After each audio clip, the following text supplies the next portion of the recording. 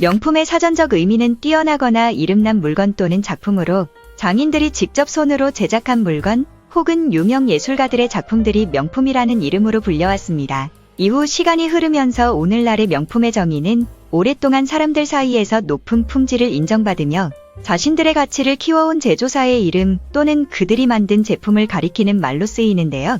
최근 흐름에 따르면 많은 명품 브랜드들이 브랜드 로고 서체를 세리프가 아닌 깔끔하고 젊은 느낌의 산세리프로 변경하고 있는데요.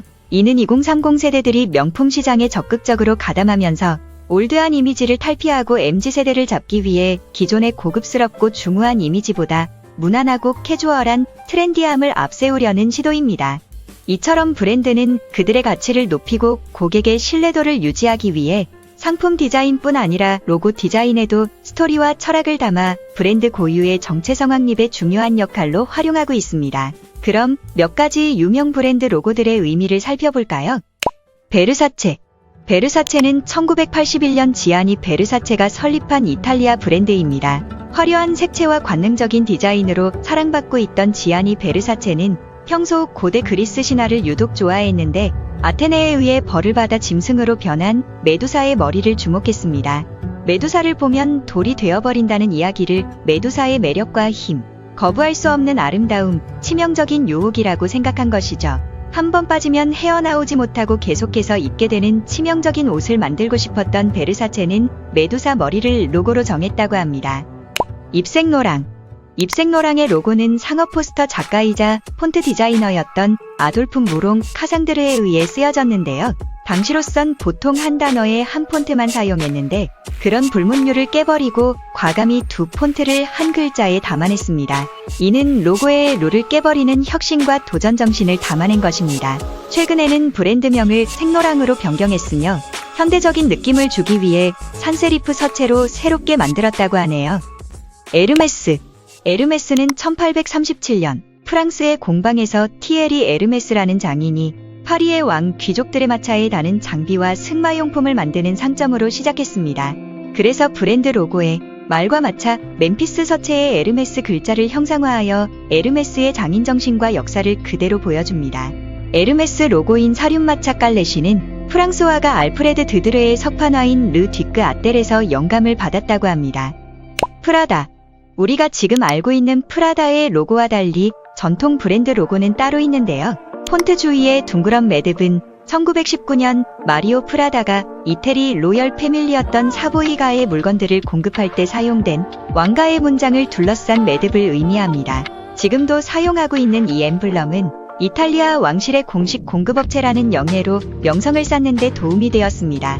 그리고 많은 브랜드들이 정체성을 살리기 위해 독특한 로고, 패턴을 내세우는 것에 반해 프라다는 오히려 워드마크를 강조하고 있습니다.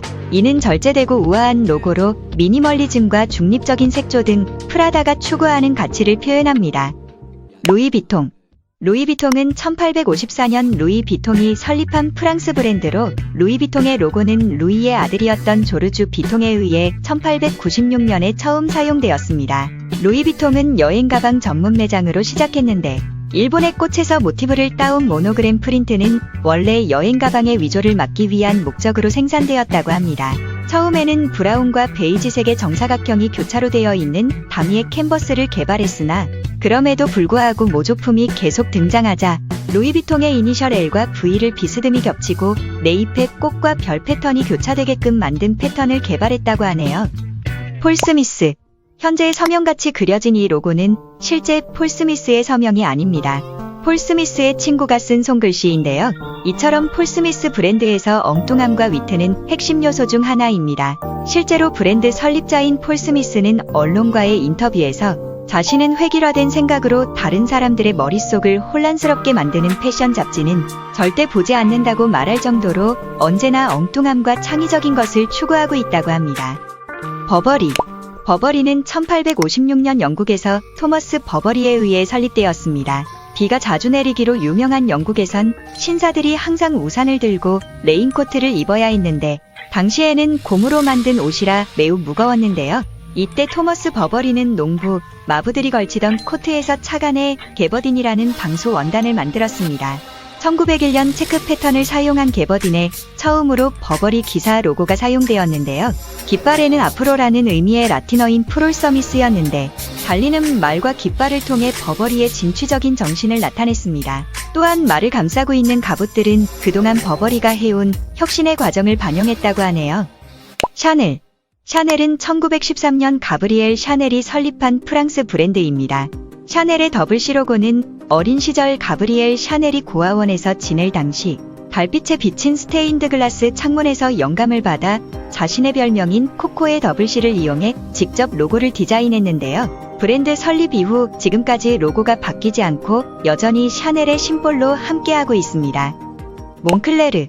몽클레르는 우리가 몽클레어라는 단어로 친숙하게 인식하고 있는데요. 산악용품 브랜드로 시작해 현재는 명품 패딩 브랜드로 인지도를 넓혀 많은 사랑을 받고 있습니다. 몽클레르는 모나스티에 드 클레르몽이라는 프랑스의 마을에서 설립됐는데요. 이 마을의 이름을 축약해 지은 것이며 로고는 산맥 모양과 브랜드명의 앞 글자를 연상시킵니다. 이후 1968년 프랑스 활강스키 국가대표팀을 후원하게 되면서 프랑스의 국조인 수탁을 로고에 함께 사용하게 되었고 지금의 몽클레르 로고가 완성되었다고 합니다. 몽블랑. 만년필로 유명한 독일의 명품 브랜드 몽블랑은 원래 이름이 심플로 필러펜이었다고 합니다. 1909년 상호명을 몽블랑으로 변경하면서 육각별 모양을 로고로 사용했는데요. 까만 원 안에 하얀색 육각별의 모양은 몽블랑 스타라고 불리우는데 산의 정상 만년설을 형상화했다고 합니다.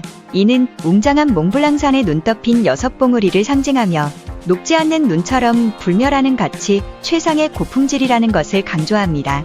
펜촉에는 몽블랑 최고봉의 해발 고도인 4810이 각인돼 있다고 하네요.